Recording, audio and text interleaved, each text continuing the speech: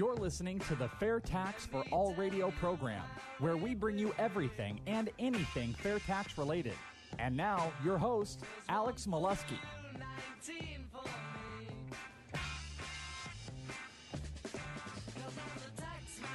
Yes, I'm the tax man, Alex Molesky here, the FairTax for All radio show, where our discussion is centered around income taxes, specifically the current U.S. income tax code. Our main goals are to educate and inform in order to eliminate the IRS and our horrendous tax code. Listen in this next hour, and I'll hopefully entertain you and maybe share something new with you. Before I do get into the show each time, I'd like to give those of you new to the FairTax a brief intro. The FairTax is a bill that eliminates the IRS and replaces the current tax code with a national sales tax of 23% on new goods and services, not used. There will be no more FICA taxes taken out of your paychecks. The 23% sales tax collects the tax dollars needed to fund Medicare and Social Security. The fair tax does not eliminate any government plans, just a collection method of taxation. There are so many embedded costs in the taxation system now with FICA, Medicare, compliance. They've estimated it equals about 22% of the taxes. So if 23, take away 22, think about it. Would you like to pay a 1% income tax or 1% tax on anything, consumption tax instead of an income tax? Yeah, I think so too. In addition, get this, to replacing the income tax, the fair tax also provides each Social Security card holding person a monthly paycheck to cover the 23% sales tax up to the poverty level. This is not welfare, folks.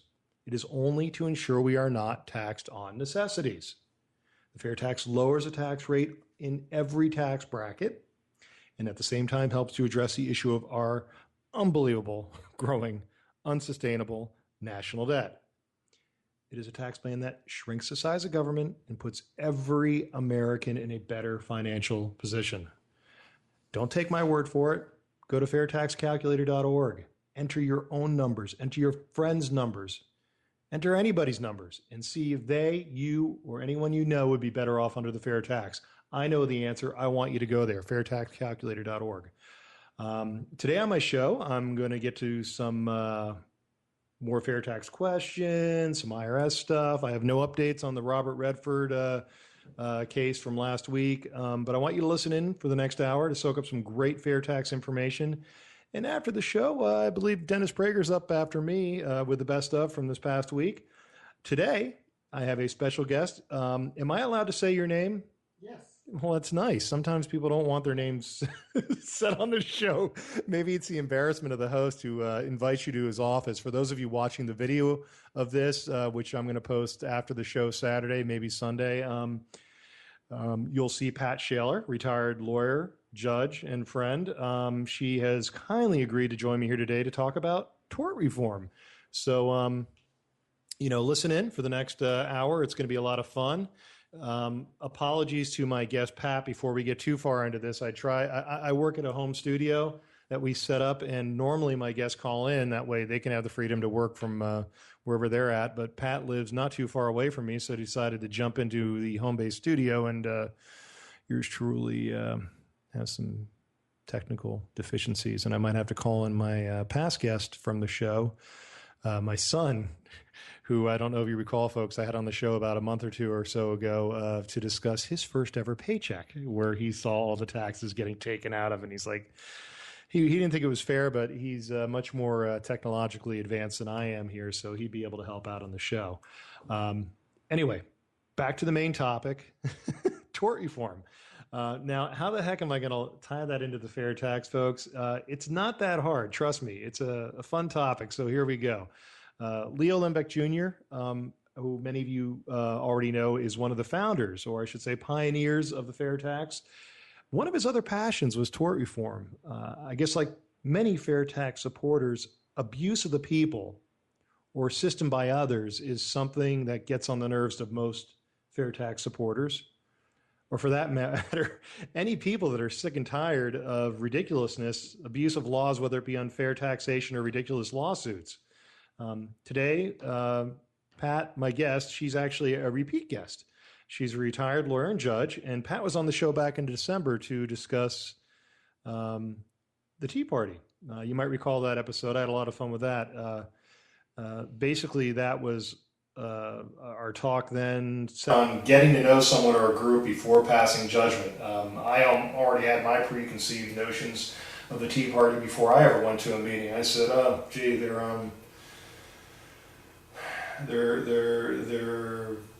right-wing nut jobs, maybe, as the media might have painted it." But as I found out, no, they're fiscal conservatives like myself. And that's basically all I got out of them, except for they're pretty darn polite, pretty darn nice, pretty darn educational, value-oriented, and I'm glad I got to meet them. So anyway, Pat, thanks so much for coming back on the show today to try to take a stab here at Tort Reform.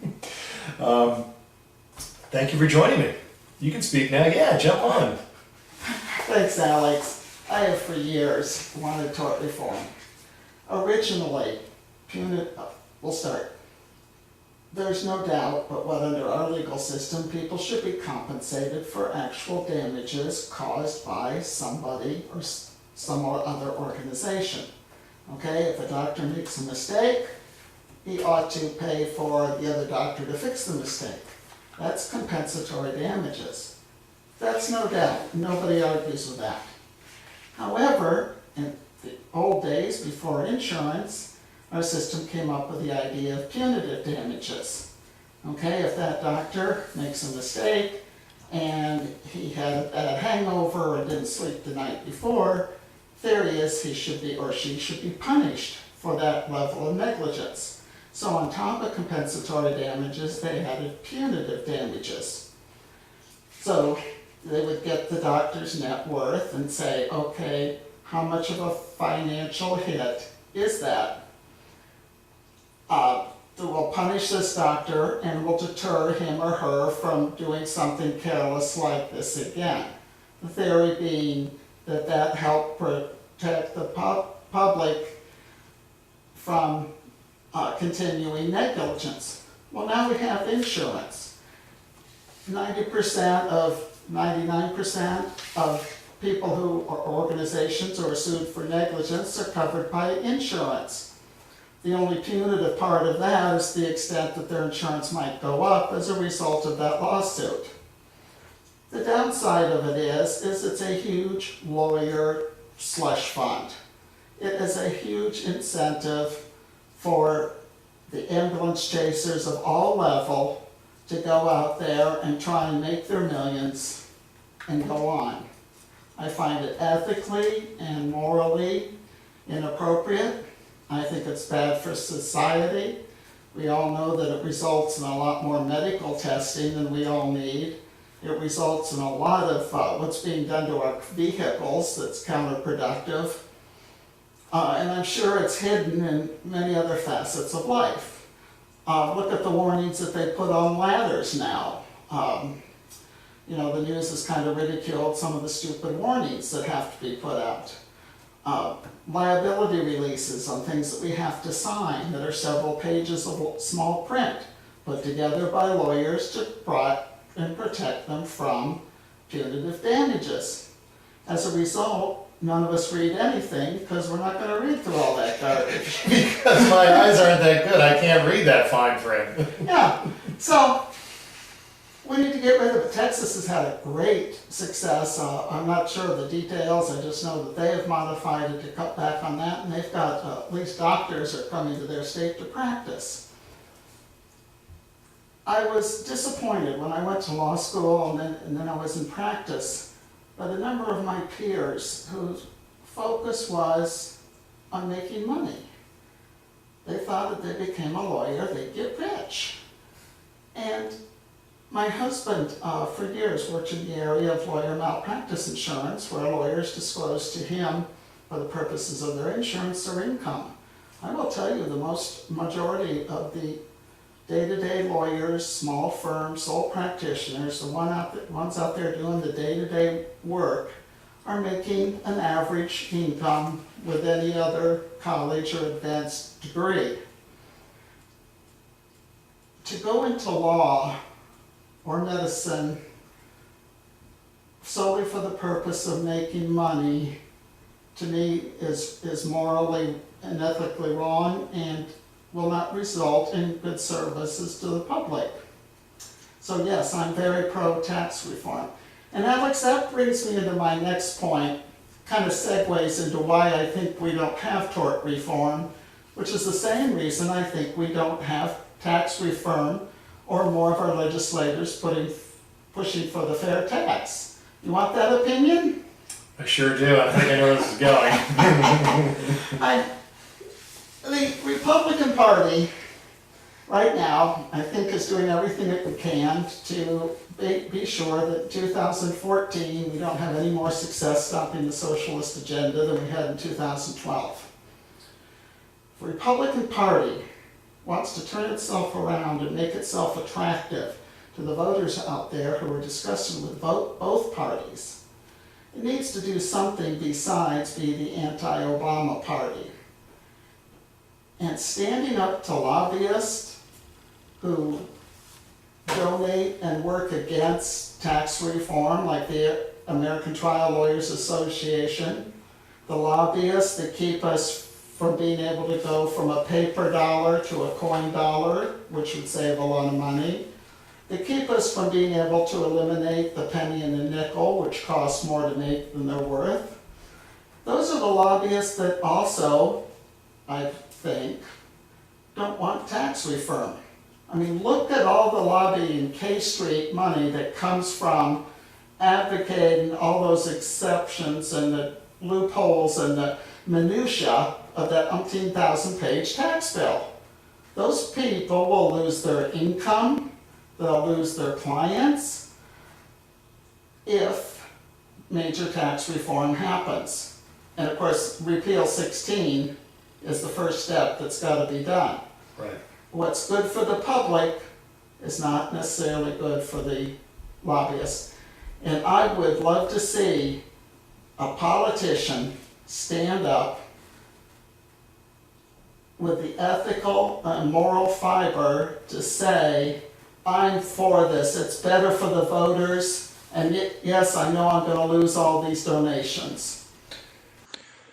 Yeah, well, I mean, it'd be nice if they would, especially when you consider the fact that there are over 100 million taxpayers in this country, and there's slightly over 600 people in D.C. representing them. You would think we might have the voice to say reform, tax reform, tort reform. We do have to go to break for a minute. Pat, stay with us. We'll be right back after these messages from our sponsors, folks.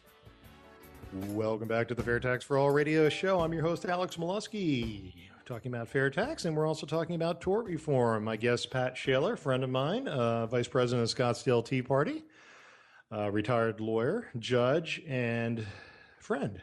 Pat was in my studio here, home studio that I've set up, but I haven't worked out the kinks for two people and echoes and everything and mics and stuff. So had a little bit of a technical conundrum here, and Pat will no longer be on video because I kicked her out of the office for a moment.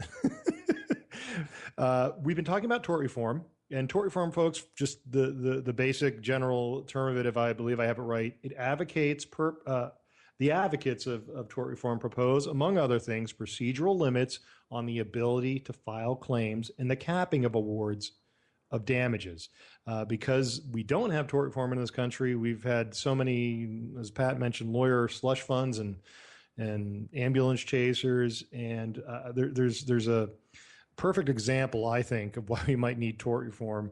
Pat, I don't know if you've heard of this one. Tell me if you have. The New York Yankees fan that filed a $10 million lawsuit against two ESPN announcers, television announcers, claiming they mocked him when he was caught on tape sleeping. Did you see that one, Pat? Yeah, that's right up there with the hot coffee on the lap. Right. It's just like, come on, yeah, or drinking the McDonald's coffee because it's too hot. Did you want it cold? Where the person sued. So here's the bottom line. ESPN has to defend themselves from the stupid lawsuit. And even if you don't feel sorry for ESPN because you know they have so much money maybe, but they have to defend themselves. So they will now either, get this, let's just move this on, folks, so you can pair this into something else. They're either going to now have to hire less people, which means somebody will be out of work, maybe even a good friend of yours, maybe raise prices to cable companies buying their product. Or maybe raise their advertising rates, which the advertiser pays and passes on to the cost of goods sold. So either you're going to have to pay more for your cable, or you're going to have to pay more for the product that's being advertised. How's that? You get the point. We all lose because of the system that allows these frivolous lawsuits. And trust me, there are compliance costs in taxes. There are compliance costs that companies put into their products based upon potential for lawsuits. And I guarantee you some of those large major pharmaceutical companies that, yes, they do make money. They make lots of money. But if you take pharmaceuticals out of that, because, there is some negligence, I guess, that happens every once in a blue moon. But say, for like example, the McDonald's that had to defend themselves for the, for the coffee, or the, ESPN for two guys making visual comments about a guy who was obviously sleeping. Or how about Carnival Cruise Lines? That's another one. They got sued by all the people because the boat broke down. Listen, you get onto any moving vehicle, there is a chance that it might break down. As long as in all good faith that somebody tries to get you back to safety or whatever, you got to cap these limits. I know this is a teeny bit of a stretch, but not really, because Pat, you parlayed it. Repeat it again for people how you parlayed it. You parlayed it basically saying that, hey, and I've said we simplify the tax code. We get rid of half the tax lobbyists in Washington, D.C.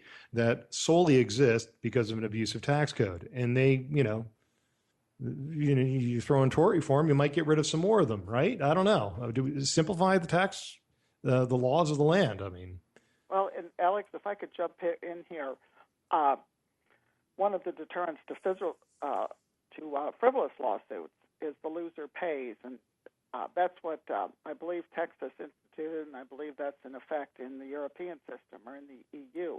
Yes, it is. Yes, it is. I know that is. And then capping damages, capping it to actual damages, compensating somebody for something that is actually compensable. I think we ought to just eliminate punitive damages as part of that. That was my particular. And punitive damages for the layman? Yeah, punitive damages against, I don't know, I can't think of any exceptions, but whenever insurance is going to cover it, punitive damages are pointless. Okay, yeah. And the loser pays, I mean, for the perfect backup or protection of that, loser pays, well, that would eliminate the frivolous. In other words, they would be able to, trust me, lawyers, if they like a case, they will take something on contingency. So in other words, if they say, oh my gosh, yeah, I know I can win this one, or, I'm 90% sure we can win this one, well, then let the lawyer take on the cost of it and get the rewards, a higher percentage from if they win the case. Don't just take the case knowing that, you can go after anybody for a settlement, right? That's it. Yeah, Yeah, Alex, it's not, 90% of these cases settle. It's leverage for settlement. It's making the lawsuit more expensive for the defendant than the bucks that the lawyer is willing to accept. Well, I want to thank you for coming on and talking about this a little bit. Maybe we'll just call this segment Simple Solutions for a Runaway Government. But I know you, I want to revisit this more. I want to find more information about this and the good thing is I know that a lot of like-minded people that are sick and tired of abusive government, sick and tired of large government. And wouldn't it be refreshing to have one of our congressmen stand up like Senator Tom Coburn did? Yes. Or Alan West when he was first elected. One of the first things Congressman West did was submit a bill to repeal some ridiculous federal expenditure of several $1 million. It went through both houses of Congress 100%. Oh, went away. Nobody else ever did that. Alan West didn't do it again. All that junk that Tom Coburn has on his list and the numerous other organizations that make lists of government fraud and waste and stupid rules and stupid regulations, if the Republicans would stand up and start doing stuff, and if it hurts their donations, they should tell us. Say, look, I believe we ought to have tax reform, and I'm going to lose donations from thus and so a group, or I'm going to get heat from thus and so a politician. I think there's a world of voters out there who are disaffected with both parties, but if the Republicans started doing something that made sense, that was in the interest of the people, was not business as usual, we could stop Obama and Pelosi and Reid dead in their tracks. But if they're going to keep playing the same game with the same nonsense and blowing smoke the same direction, we could not. It's possible we don't take the Senate this year. Well, I'm more concerned about us all getting along. I guess whatever could get us the most change, whatever could get us the most change for the good of the population. I'm going to misquote Star Trek if I do. As Spock,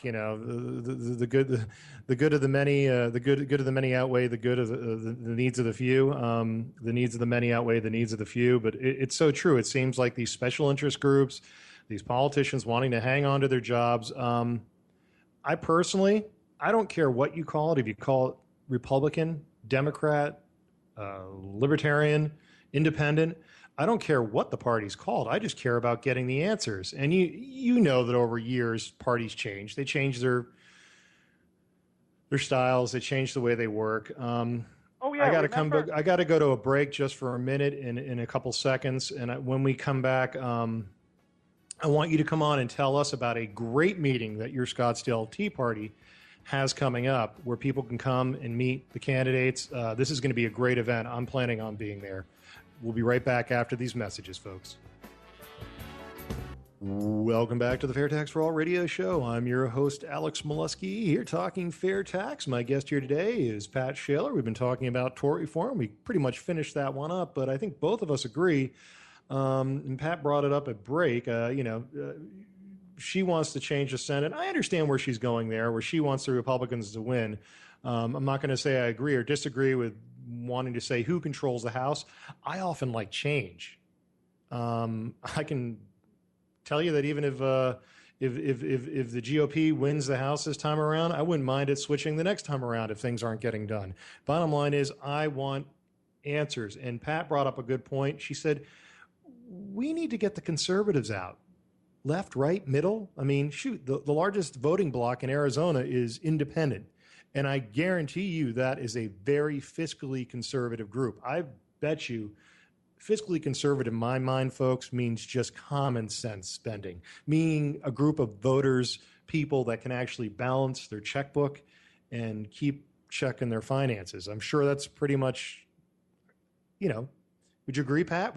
I'm sure it's 80% of Americans or 70% of Americans. I think they just need to vote this time around or next time around with their economics in mind so we can get back to growing this country. That's just my mindset. Do you agree, Pat, or maybe disagree? I don't know. But neither party has shown that bent. Yeah, I know. Who do you vote for if you're a fiscal conservative? Well, on a local level, I can tell you who you can vote for if you come to the next Scottsdale Tea Party meeting, which is actually this coming up Thursday. At what time? 6 o'clock, 6:30 it starts? It's this Thursday, August 21 at 6:30. It is the Chaparral Suites, Fiesta Room. That's at the corner of Chaparral and Scottsdale Road. And our room is up in the northeast quadrant of the property because it's a large property. But you'll see an American flag out there in the driveway. Okay. And what's the meeting about this time? I know what it's about, but you share it. We're having our second candidate forum, and this one is real focused. Right now, we have Diane Douglas, because she was not able to make the last forum, who is a candidate for state superintendent of public schools. And all 8 of the candidates for Scottsdale City Council have committed to attend, and all of our candidates for LD23 on the Republican side have committed to attend. Okay. None of the Democrats have agreed to attend.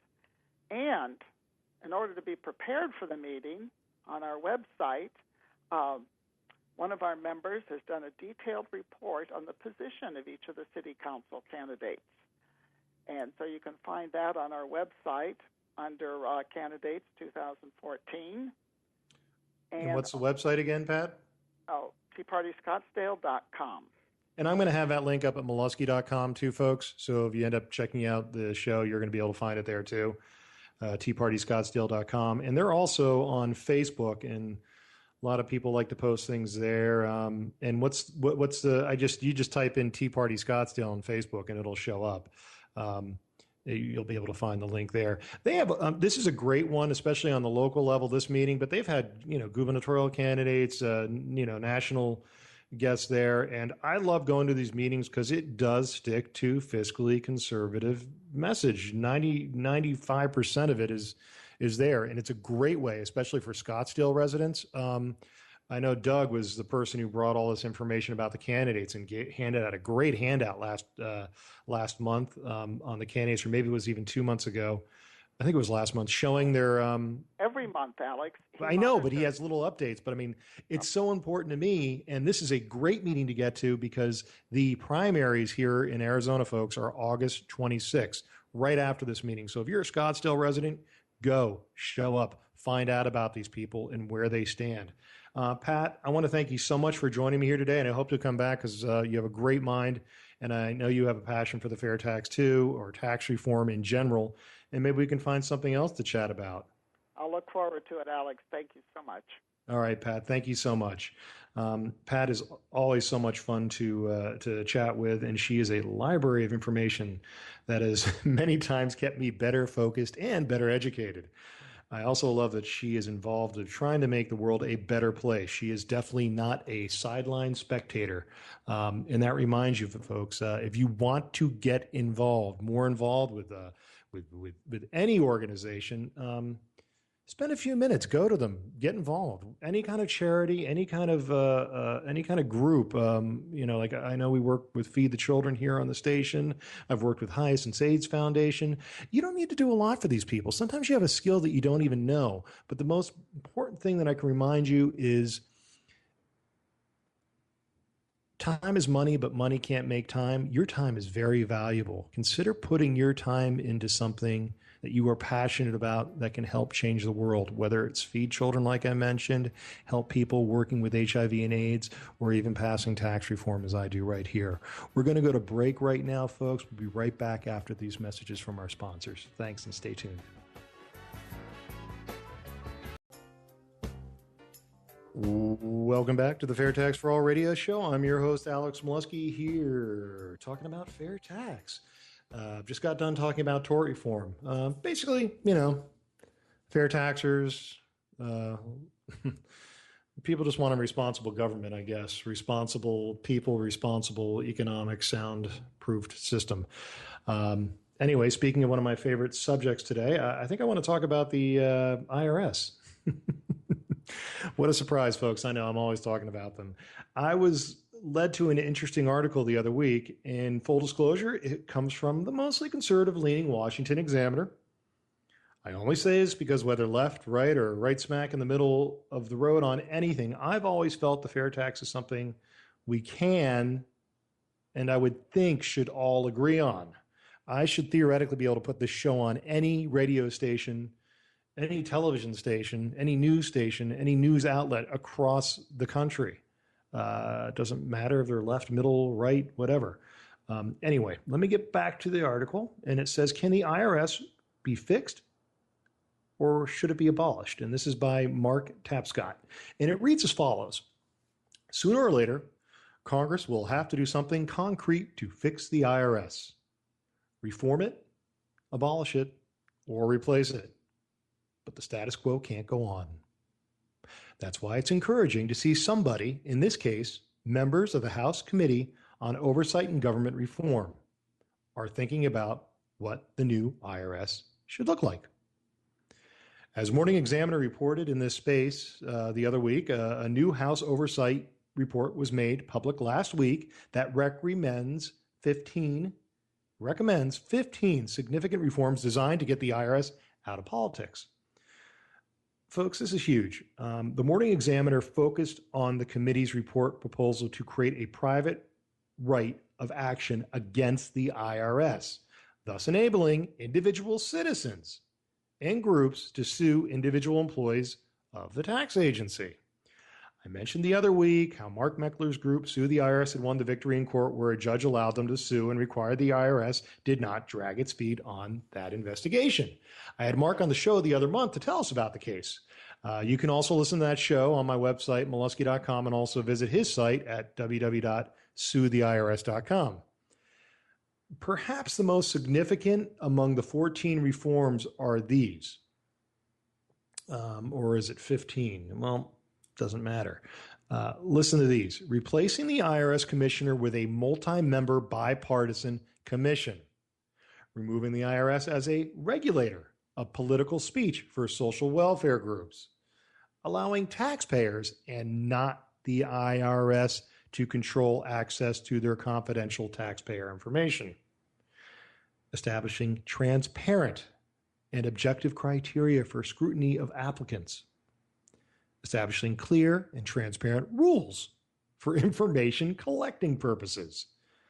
Prohibiting political and policy communications between the IRS and Executive Office of the President. Keep in mind, not just this president likely, but other presidents, as we've talked about on this show, have been in direct contact with the IRS. And lastly, this important one, removing the IRS from implementation of the Affordable Care Act. Let me state this part again. It's the House Committee on Oversight and Government Reform that helped bring this about. This is huge news, folks. You still think Washington has deaf ears completely? No. Reform is coming. The Examiner continued to say that it's not clear how or even if political and policy communications between the chief executive and the IRS could or should be prohibited. Lots of potential First Amendment issues would be involved, folks. But the remainder of these proposals are sufficiently concrete that they are likely to be serious candidates for inclusion in the ultimate House package of IRS reforms. Thinking the HR 25 S122 might be in there, FairTax, I don't know. The full report deserves serious review by folks on all sides of the public discussion inspired by the IRS scandal. That, my friends, is all of us. Every single American taxpayer. So some really cool, some neat things in there. Removing the IRS from implementation of the Affordable Care Act. And hey, listen, you might think that I'm against the Affordable Care Act. I don't like a lot of things as it's written because it's a tax. Throwing it in with the IRS, handling it was a big mistake. Somebody else should have taken care of it. Keep the Affordable Care Act, change it a little bit, tweak it, make it work better. I don't care, but tying into the IRS is an issue. Anyway, let's move on from there. I thought that was interesting. It just shows that committees in Congress are actually paying a little attention. So don't write them all off, folks. Okay, what do we have now? What do I want to talk about, Jeremy? You know what? I do want to talk about this one. There's a movie coming out soon. I know I told Jeremy about it, but it's time to start talking a little bit more about the Unfair movie getting released this October 14th. That's just under 8 weeks. It's right about 8 weeks from now, folks. Plans are to get this film in over 500 movie locations across the country. I'm planning on being at a theater in Phoenix area on the 14th, and it'd be great to have a group join me. I know I'm going to have tickets available that I'm going to give away on the show. Probably going to make you earn them, though, folks.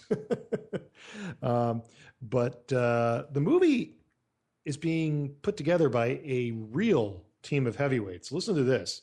The executive producer is John Sullivan. He is most well known for his work as co-writer, co-director, and producer of the highly acclaimed documentary and top-grossing conservative political documentary in history.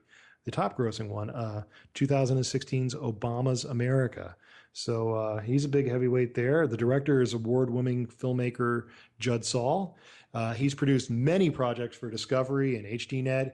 He is vice president of Iowans for Fair Taxation and Patriots for Christ, and has drawn the national spotlight on many issues, including Agenda 21 and Lockbox ordinances. He is a renowned whistleblower on corruption. Nationally syndicated radio talk show host Craig Bergman is producing the film. He has extensive political campaign and grassroots organization experience at both state and national level. He served as campaign manager, senior staff, or in a consulting role for multiple candidates, including 5 presidential races, 6 gubernatorial races, 8 U.S. Senate races, and dozens of congressional races in numerous states and local races. So this is a real heavyweight team putting together a very great project. And this, folks, I have a short clip, and I'm going to have my man Jeremy play for me right now. I want you to hear this right now, folks. We're here to protest a terrible injustice put upon the American people. What's your name? I'm not sure if I say it, maybe the IRS would be coming after me.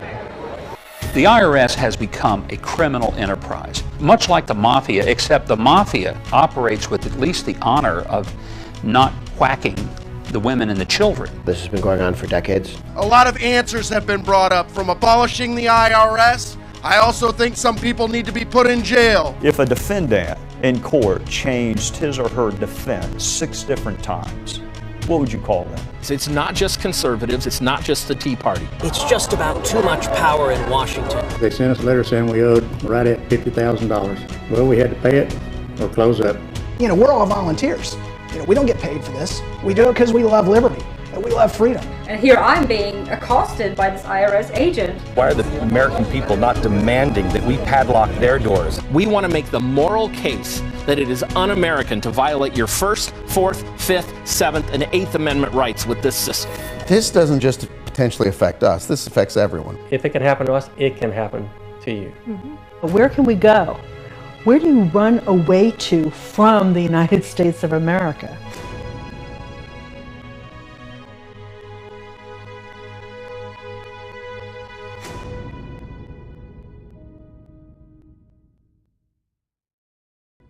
Where do you run away, folks? I don't know. It's Unfair, the FairTax movie. It's going to be coming to theaters on October 14th. This is some powerful stuff, folks. I am very excited about this, and I hope you will take the time to save October the 14th on your calendar. I believe it's going to be opening at 7 p.m. I'm going to make sure I'm available. I have up at my website, Molesky.com. Go to the events section. I have a link. You can see this clip. You may have recognized some of those voices. Trey Gowdy, Governor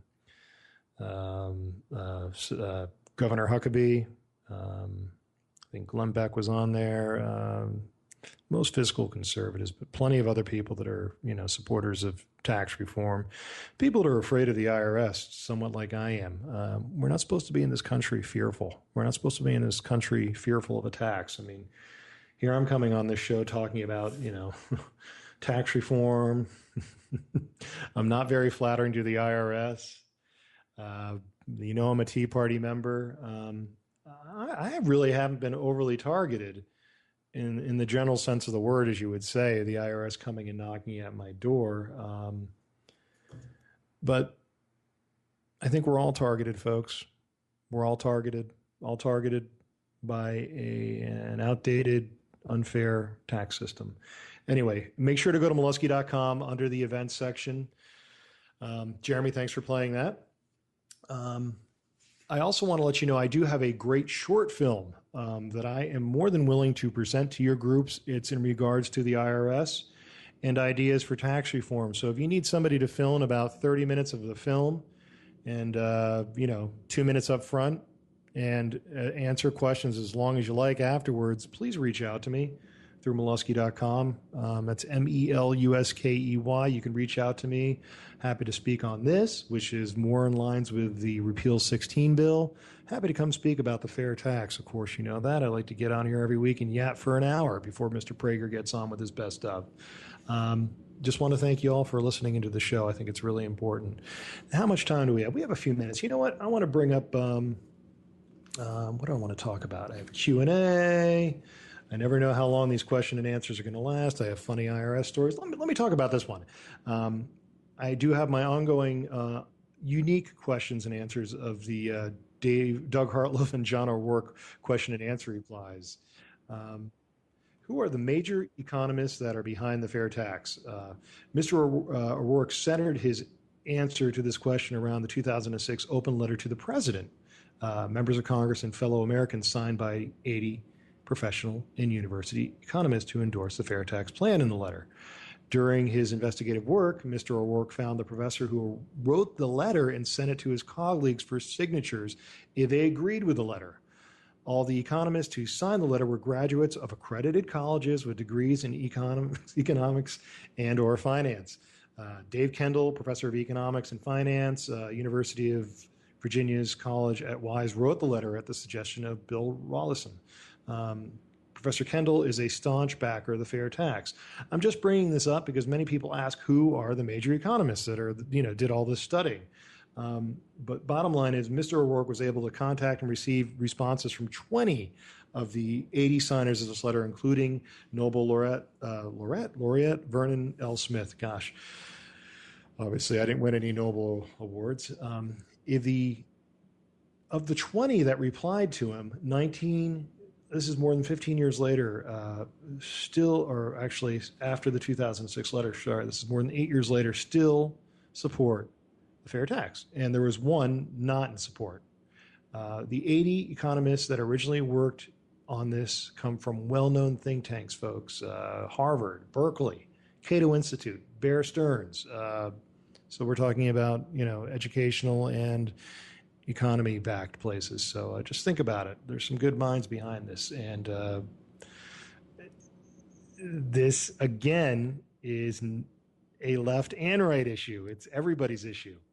Now, regardless of how impressive the names are on the list of economists who support the fair tax, it is important to do your own study to make sure you understand the economic principles of the fair tax yourself. I always tell people, learn about something. Go to websites, find a truthful source, one that you can trust, and study it.